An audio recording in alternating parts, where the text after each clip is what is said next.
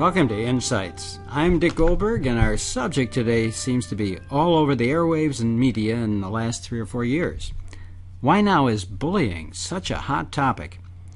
Is it on the increase?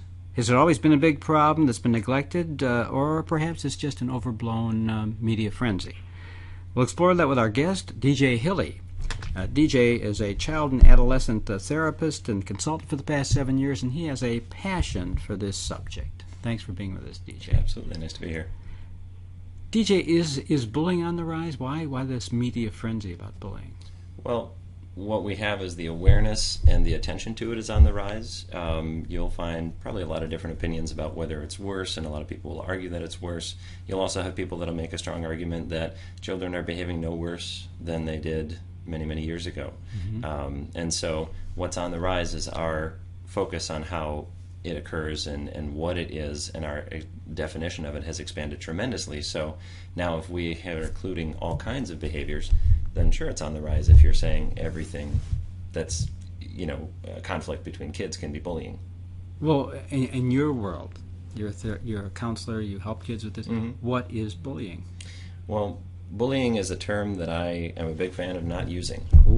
What I do right now is generally, if a parent comes in and talks about a bully, or a kid comes in and talks about a bully, I will say, no, tell me their name, tell me what they were doing, because bully is a very vague term, and if we say bullying, and that's supposed to include anywhere from social exclusion, not letting someone sit by you at lunch is considered bullying, calling someone names, making fun of them is bullying, all the way up to, beating someone up is called bullying. And if we're going to call all of those the same term, then that's a really, really bad slip, or it's a slippery slope to go on. Okay, but if you have a kid like when I was in high school, mm-hmm. that goes around beating people up, and he's probably beat up 10 kids, that's a bully, right? Well, and again, you're going to say it's a kid who's behaving badly, he's being aggressive. And in fact, some of the main research out there that really supports the school policies that come down from the Department of Education, even we say bullying behaviors, don't label kids as victims or bullies. So that makes the case, because how does it help us to identify behavior or a child if we call them a bully? Okay, now I get my head spinning. Good. Because that's really a mean thing, because people want to know what we're talking about. Absolutely. And what you're saying is you can't define it. Bullying is anything and everything, and it depends how you define it. And we're talking about it. What are we talking about? So what we're talking about is, if kids are mean, if kids are aggressive, if kids are hitting each other, if there's a kid who's going around and beating people up, that's assault. That's a different thing, and there are laws against that.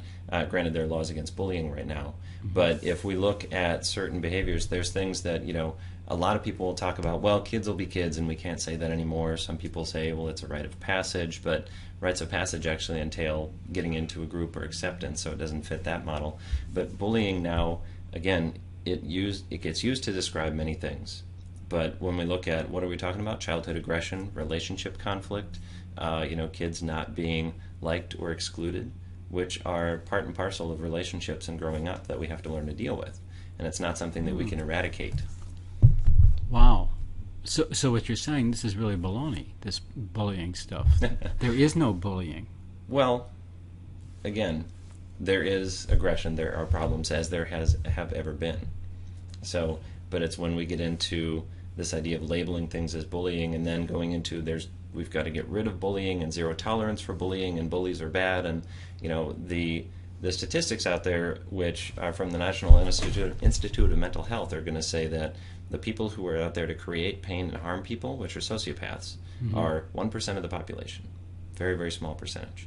The other people who get labeled as bullies and as these evil things, which when we think of a bully, we think of that bad kid from across the tracks. That kid who's out there to just be mean, soulless, heartless, all these bad things, when in fact, if our definition says that if somebody's rude to another person or mean or picks on them, that they're a bully, are they now sociopaths?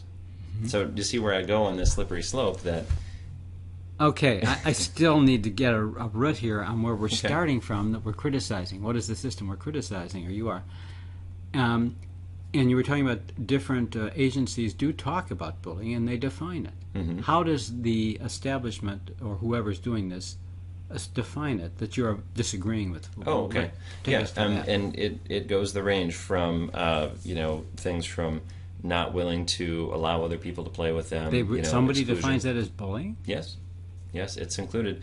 Some of our school districts out there will include definitions that say it can be physical, it can be emotional, which there gets really tricky to define, but it can be as much as being, left out of a group, being told that, you're being made fun of, pushing, teasing. Cyberbullying is a huge thing now that we look at. Are you willing to visit that for a second? Oh, yeah, absolutely. What is that, even though you don't like the word, all about? Yeah, cyberbullying is what they talk about posting things online about kids, whether it's just using electronic media to tease or harass is kind of the term. So, posting things on Facebook about people or other social media websites, creating email addresses or creating fake accounts on social media and pretending to be someone and spreading rumors online. About someone else, hurting someone else. Yes, about someone else, yeah. And why is that so harmful? Or is it? Well, it can be. And the thing that we can end up getting into is how we help kids to be resilient against some of those things. But, the hard part about it is on both sides because, someone would call you something in the hallway and it kind of dissolves away, or maybe people talk about it. Nowadays, a kid can create a Facebook account and say, I'm Joe from down the hall, and, I don't like girls, or I don't like guys, or whatever they want to tease them about. They can make up a story, and all of a sudden it's in print. It can be forwarded, it can be texted, it can be viewed by other people. So you could not like some kid or have something in for him, make up a page, and then tell a terrible story about that kid that everybody reads. Sure. How do they get to your phony Facebook page if you're making up a person? Why would they even go to your Facebook page? Well, I think what they, in some situations they make up a similar name and then they kind of spread it out or get it to people, so they make people think that it's that person. So there's a way. Oh, yeah. Social media is not very secure. And if you work with kids but you don't have kids, but if you did have a 8-year-old boy, would you worry more if he was, I know you don't like the word, but bullied in the playground or bullied on cyberspace? Which would worry you more for him? I don't know that I would worry more about either one, is that either way the goal would be to help him learn how to deal with that. I mean, cyberbullying, online stuff, we can deal with it in similar ways that we might deal with the person-to-person bullying, which involves how you respond and how you address it, but also whether it gets said among 100 kids at school as a rumor or whether it's online and 100 people read it. It's the whole thing we got to go back to and say, well, is it true, and how do we not fuel the flames? Okay, well, let's get to work. If that makes sense. So, an 8-year-old boy is picked on by a bigger kid who's got some problems, and so he picks on people or whatever. Sure. How do you intervene? The kid is getting depressed, he's not eating well, he's scared to go to school for fear Tommy will pick on him, push him around the playground, and Tommy looks at other kids, and kids laugh when he knocks this little 8-year-old boy down. How do you intervene as working as a therapist with the kids, or if it was your kid, what would you do? Sure. The big point that I go right to with kids is, one, we have to have compassion for how it's been a difficult time, but we also want to help. I'm sorry? For the kid who was bullied. Yeah, the kid who's been on the other end of it. Yeah. And frankly, well, again, we could go off in another direction about the bullies. Yeah. But having compassion to help them kind of understand that, yes, this is tough, but also helping them see their role in it, and the empowerment that can come from helping someone see that their behaviors and how they contribute to. Now that's hard, and people oh my struggle goodness, with this. You're going to get some people mad saying this. So you're saying the bullied is the perpetrator of their being bullied? I'm not saying that either one is the perpetrator necessarily, but if we look at some of the best relationship science and relationship approaches out there, they're going to say relationships are not, or these issues are not one-sided, that both people contribute to a dynamic. Now, I'm not saying that kids deserve to get beat up or deserve to get picked on, but what happens is we unwittingly contribute to the interactions that we have. And so for a kid who gets picked on, a lot of times what they're doing is they're getting mad, they're reacting in ways that make it fun for the bully. Oh, like what? What are they doing? So it really bases out of getting mad. And so, for instance, if we're sitting here and I decide to push you, and you push back, and I push you and you push back and you get mad, that's been fun for me. I got a reaction. And so this is what happens so often with kids, is that they're getting mad, they're fighting really hard to stop it, and it's natural, it's how we're built. And so we teach kids how to respond differently, and it helps give them the power to recognize that if I don't get mad, people will do it less. If I don't get angry, if I don't, try to fight back, and with physical, it's different, because if somebody's actually injuring someone, then that's where it gets into assault, and that is where an adult should be involved, by all means. Okay, let's say that's not the case, but they're pushing you around the playground. Sure. You're suggesting just passivity, just don't acknowledge and be pushed is the way to deal with it? You can start by not really responding, and then if somebody does push, a big approach is we say, well, how would you do it if a friend pushed you? What might you ask? Oh, are you mad at me? And asking, and that enough, if a kid's pushing you because they're upset, then, if you and I start pushing each other, if you push me, and I ask, did I do something? And you say, well, yeah, you were rude when you came in today. Well, that would work. I can see that. But what if you say, well, why are you pushing me? Because you're a dork. Then Now you what? say, okay. And then he's going to push you again for asking. He may. And then what? And then, again, where we would play this out is that if there's not a real response that reinforces it for the kid who's doing the pushing, one, if there's other people watching, he's going to look pretty bad because he's picking on somebody who's not really fighting back, But what if other kids say, you chicken, to the kid who doesn't fight back? Hit him. To the other kid? Yeah, to the And bullied. Telling him the kid who's getting picked on to Fight back. You're such a chicken, Howard. Do something. Then the goal is to help them say, no, I'm not. It's okay. And it's challenging, and that's hard because we're dealing with how your body kind of naturally gets going and develops that response, fight or flight, all that kind of stuff. But when kids learn to do it, and I practice it, we role play, and we could role play today if you want. Yeah, sure. To really show how it can be made so much harder for the other person to pick on you when you respond differently. And so I show that to kids. The first session, I do a lot of, let's talk about what's been going on, and then we're going to play a game, and it's a competition, and I have them tease me, and I try to stop them. And I get mad the first time, and I can't stop them. The second time, I do it differently. Now, are they teasing in front of others so they get the attention of others, the teaser? Sometimes. Yeah. Okay. So if I say to you, you're 8 years old, and I said, you're such a dork, you're a wimp, you're a wimpy kid, and you have those terrible pimples, they're so ugly, and you start laughing at them, and everyone, and a few other people laugh too. Sure, they laugh too. Now what do you do? Well, so are you saying in the role play or how? Let's do a role play. Okay. Well, if we were doing it the first way, so if I was demonstrating what it's like when I get mad, you're telling me that, I say, no, I'm not. I don't have pimples. What are you talking about? Right. Yes, you do. You are ugly as sin. Don't say that about me. You are so Dick, ugly. You are so mean. Don't. I'm going to tell the teacher, and you're going to get in so much trouble. Okay. So cut. So that's not the right way to do it because it keeps escalating. Yeah. So it was easier for you to. So let's do it again. Okay. God, your pimples are the ugliest things I've ever seen. You are one ugly dude. Yeah, I really wish I didn't have the pimples. I see. Yeah. So how many 8-year-olds can do that? Hmm? Can an 8-year-old have that kind of restraint? You can teach them, and that's why it's so heavily role play based, because they're best learning while doing.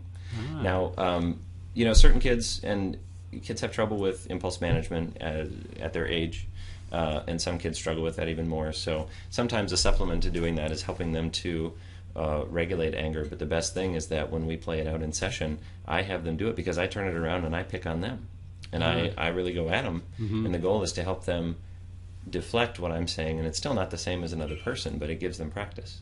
And you give them a lot of confidence to say, wow, because you saw, just as we did, I couldn't stop you if I tried the first time. Right. But you couldn't really keep going. That was very good. So it gets really powerful. I do it in front of parents. If parents are in the room, I encourage the parents to practice it with them. And once kids see, wow, I can not get mad, and it makes a difference. And again, that's hard in certain situations, but it's only as complicated as we want to make it. I keep using this word bully, but do you feel more compassionate or concern about the person who's doing the aggressive bullying or the person who's the victim? See, I'm going to be a pain with you. I'm going to say both. No, it's not a pain. Both kids are not in a good situation.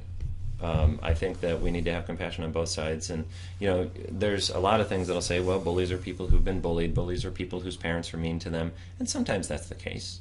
But what they're doing and why they're doing it is something that needs to be explored, not just automatically condemned and shoved into a corner and labeled as the bad kid. Who are your clients usually? The people doing the bullying or the recipients? Both. Probably more that come in for that specific purpose are going to be kids who, feel like they were being bullied. Mm-hmm. But I run into lots of kids who aren't being brought to me as in, here's the bully, or we need to work on his bullying. Mm-hmm. And if parents ever talk about that, I say, no, don't call your kid that. Don't say he's being a bully, because that frames him over there. But I work with a lot of kids who struggle with aggression, struggle with, impulse management, getting into fights. And if they're bullies, well, then they're kids who need help dealing with some of their aggressive tendencies, or they don't have good social skills. Now, do you ever get the 1%, the sociopath or psychopathic kid? We do on rare occasion, but they don't come in as people who are accused of bullying, because sociopathic kids or people are not the ones that are just going to be out there doing it. They know how to be very crafty and not get caught. Okay. So you read off a bunch of reasons why someone might be engaging in this aggressive behavior. Mm-hmm. What is the most typical or most likely things, the motivation for this unpleasant behavior? It would depend on age. I think with younger ones, it's a lack of impulse control or lack of social skill. Younger meaning? I'd say probably in the elementary age, and middle school is kind of a mix. Up till 11 or 12? Yeah, probably around there. Lack of impulse control. Mm-hmm. So they can't help but hit a kid? Well, they don't know what to do. They get mad and bam, they don't know how to solve a problem. Kid took my toy, bam. Is that at all economic or cultural, where people have very difficult childhoods and poverty? And it can be the case. I've worked with a number of kids who parents will talk about, look, where we live, you got to hit back. Mm-hmm. And that's tough because, parents even will say, like, I understand why you're trying to go that way, but that's not how it is for us. That's not how I want my kid to grow up, because otherwise he's going to be victimized. Yeah, I worked with Daryl Hanusa on abusive men mm-hmm. in an earlier podcast, and he would say a great focus of his groups when he would see these men who were court assigned usually was teaching them, say it, don't play it. And I'm wondering if that's kind of what your modality is, teach people how to express themselves rather than physically react, verbally react. Oh yeah. Yeah, and that's the goal, especially with those, younger ones who are getting physical. It's, how do I use my behavior, my responses that aren't physical to get people to stop? Because at the end of the day, the people who are in the victim category want the people to stop. Oh, sure. And they try incredibly hard. But we were on the perp here. Oh, okay, so we're back to the perp. Yeah, aggression. Yeah. How do you... I was suggesting you teach them by teaching them verbal skills, how to verbalize rather than hit. Mm-hmm. Is that fair to say that's the bulk of the direction with bullying behavior? Right, yeah. They've got to learn different ways to be successful with what they want. If they want someone to stop, and again, it goes both ways, because they're reacting to someone bugging them or taking their toy. Or I use a lot of these things with kids who feel like teachers or parents pick on them. Guy who picked on me when I was in school, actually in high school, freshman year, he beat me up. He wound up in prison, by the way. But I don't know, for as a lawyer, he did some bad things. Oh, okay. So he didn't end up being the, his future wasn't paved in being the beat up people outside of bars. But he enjoyed beating me up. Mm-hmm. But what about the kids who beat up more than one person? It's not like a relationship thing where it's this one person they beat up, but there's 3 or 4 or 5 kids that are the weakest kids, and they tend to push them around and whatever. Mm-hmm. So you're not working on a relationship with the bully. What are you working on? Sure. And the question goes back to what's the reason these kids are doing it, which is what we have to ask. So in comes a kid who's beat up 4 or 5 kids. What might be the reason why he's doing it?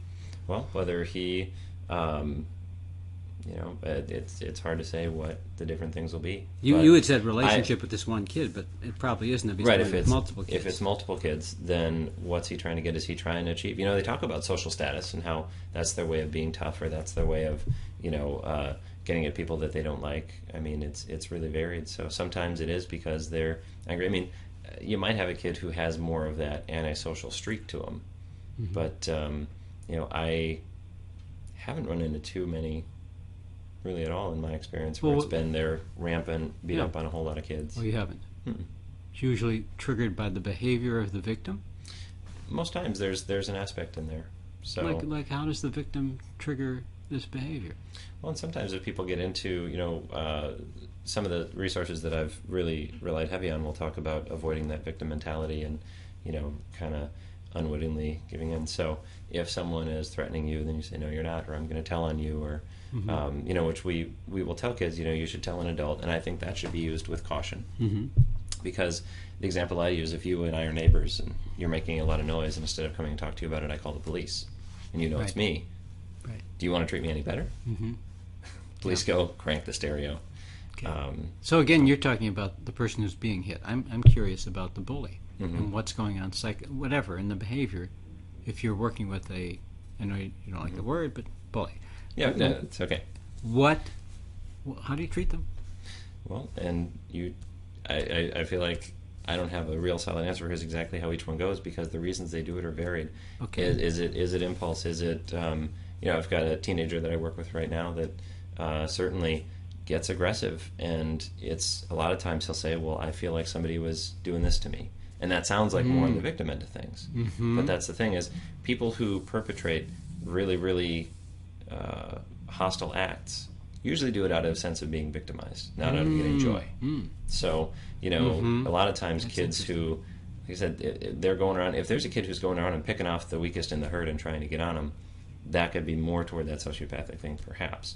But generally it's going to be, well, no, they looked at me, they think they're better than me, or they feel that they're being mistreated in some way.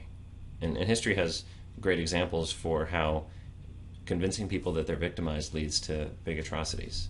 The Holocaust is a huge one. Yeah. So because Hitler convinced a lot of people that they were being victimized by the Jews and the Gypsies. Right. So in a way, it sounds like the person who's in the most pain is the aggressor, because they're just seeing the whole world and themselves in it in a negative way, that they're victims, they're one down, whatever. Whereas the person who might get picked on might not. His problem might be he's being picked on. Yeah, and there's some definitions that go between a bully / victim, and a victim, and that someone who's just kind of strict bully, oftentimes it's more that social dominance things that come along with adolescence, and just trying to be one up, or picking on people, which we know happens. It's not wonderful, but it's also one of those realities that happens in adulthood and in culture. But somebody who is both bully and victim is, they're both sides, because they're feeling victimized in some way, but they're also acting out in bully ways, and they're the ones that are more prone to depression and anxiety and a lot more mental health issues. How about girls versus boys? Girls versus boys? In terms of this whole bullying behavior, is it pretty much boys that you would see in the exhibit this? I would say that I've had more boys come in, and I think because boys have more of a tendency to be physical in what they do, and so that raises more flags and gets kids into my office. But girls, a lot of times it's more relational exclusion, calling names, rumors, things like that, and so they tend to be a little more subversive than the average dude, because dudes just like to hit, I guess. Well, this exclusion thing, is that terrible behavior to say, I like these 3 girls and I want them as my friends, I don't like this girl as much? Is that aggressive behavior? My question is why that's considered bullying. I don't fully understand, because I've run into situations where people are told, no, you have to exclude that person, or schools that I've consulted with, and this is more earlier education ones, which say they call everybody friends, which sounds nice, and I think it makes everybody feel kind of warm and fuzzy, but it's not realistic, because not everyone's going to be friends. And sometimes, is it a group of girls who just think they're the best out there and don't want to have this other lower person involved with them? Maybe so. But again, we look at how a lot of things are two-sided, and anecdotes that I've heard of where you've got one girl saying, I'm being excluded and being told mean things, and the other half of the equation is, well, there was a conflict at one point, or the way this person acts, or the way this person treats the other people. And the whole dynamic that we have in that whole teasing game that I play is that, what can I do to get you to treat me better? And if somebody says, well, you're not including me, I'm going to go tell the teacher, and they're going to make me sit with you at lunch, they're not going to like them any better. And it says, well, instead, what are you... Go ahead. What about popularity? I mean, what if the pretty girls or the popular girls all want to be together, and here's a girl who is overweight or just doesn't fit the prototype of pretty and popular with the boys. Isn't that something that happens and is mean? what that happens, that they get excluded? Yes, or? they get excluded because they're not as cute. Sure, and that happens. And there's nothing they can say or change their behavior. Oh, as far as just going to include them. Oh, sure. If folks are really just strict, you're not wearing these jeans and this shirt and this clothing, they could, if they wanted to try and wear those clothing, but maybe they couldn't. But even then, it might not get them accepted. And sometimes kids do exclude for reasons, and I remember being a part of that. And you were an excludor? Excluded. You were excluded? Mm-hmm. Yeah. And did you behave as you would teach someone today to behave? Oh, I'm sure I didn't. I don't know. I tend to be more passive. I think I was always that way, so I wouldn't be aggressive about it. But I remember, grew up, couldn't afford the fancy $50 jeans that everybody wore, and it's like, it was very clear because they had this label. And if kids, can't be or, aren't, we have to help kids be comfortable with who they are and accept who they are, and that comes to appearance as well. If a kid is overweight, should we tell that kid, no, you're not, and nobody should ever even notice that you're overweight? Or, if you have acne, or if your hair is a certain way, we can help them to, kind of work on how do you manage certain things or how do you want to be healthy. But if kids are picking on someone because they're overweight, if you and I were sitting here and doing that teasing thing and you made fun of me because I'm thin, and I told you, no, I'm not, what's that going to get me? Nowhere. So what is the healthier response or the more productive response? Well, and so if you are fat, and if somebody really is overweight, they might say, "Yeah, you know what? I am overweight." Oh, that's disgusting. Well, no, I'm sorry you feel that way. But we got to. Our biggest thing, and this is a good movement is coming in about saying, how do we teach kids resilience? And that is far more effective than saying, "Guess what? There are bad people out there that are going to get you, and you should learn how to identify them and make sure you're far away from them," or tell teachers, rather than saying, how do you, one, realize that if somebody says something, it's not necessarily true, or if it is true, how do we accept who we are? I'm a skinny dude, I'm a tall dude. Granted, not many people get picked on for being tall, but if we can help kids to say, this is who I am for better or worse, then they win respect. And if you look at schools, there are kids who are overweight or have glasses or really bad acne that might get picked on a lot, but then there are kids that fit those same characteristics who really don't get picked on. So, because they're doing what you say. Because they maybe inherently just are more resilient about it, have developed a good self-concept and self-acceptance that says, I'm this way. If you don't like it, that's okay. How do you defend yourself or deal with cyberbullying, though? If people are spreading rumors that aren't true about you that are very negative, how do you respond to that? Well, two parts are there. One, I think it's important for everybody to have good understanding of appropriate use of, online stuff. And it's hard because, something can just get out there so quickly. Yeah. And so, one is helping kids not to get into the whole back and forth and trying to defend themselves and sort of defy things online, because then that just keeps the cycle going and it makes it interesting. The more they can say, okay, well, I'm just not going to get on there, I'm just going to leave it be. And then, a lot of times that'll cycle out through getting asked about it at school, maybe that comes out there. And this goes into our wonderful way of dealing with rumors, is that if a kid is approached about a rumor and says, I heard that you eat worms for breakfast, what do we think if somebody says, no, that's not true, don't say that? Yeah. Or if, I read about you online, that's a bunch of crap, don't listen to that. So what do you say? What do you do? So then you say, do you believe it? Teach kids to ask, do you believe it? And they might say, yeah. And you say? Well, if you want to believe it, there's nothing I can do to stop you. You don't deny it? Nope. Because again, denial, where does that So get it's you? the implication is you're denying it by that response, but you're being cool about it. Yeah, well, you're acknowledging a fact. Can I stop you from believing something that you read about me? But kids are so sensitive. If you take They a are. 12-year-old girl who's been cyberbullied or whatever, and all these bad things said, you're looking for a Buddhist to respond. A Buddhist to respond. Yeah. Where are I you see going to what find you this mean. little Buddhist in a 12-year-old girl? Yeah, it's a process of teaching that we do. Because, adolescents, young children and adolescents are so much in the moment. And that's how things like, I don't have the right shoes to wear to go to this party can be just a huge deal. I remember a teen that was in my office that, he was going to miss some of his friends because he came to an appointment and, oh my gosh, it was the end of the world. And that's where they're at. And we have to help them by having compassion and really supporting their emotional experience while not kind of getting into that same hysteria with them and helping them to learn, because it's very much a learned and developed thing. DJ, we could talk for a long time, but I We think could. you have been very helpful here in kind of a paradigm shift of how to look at this whole subject of bullying. And I thank you for joining us. And I hope you'll join us on the next edition of Insights.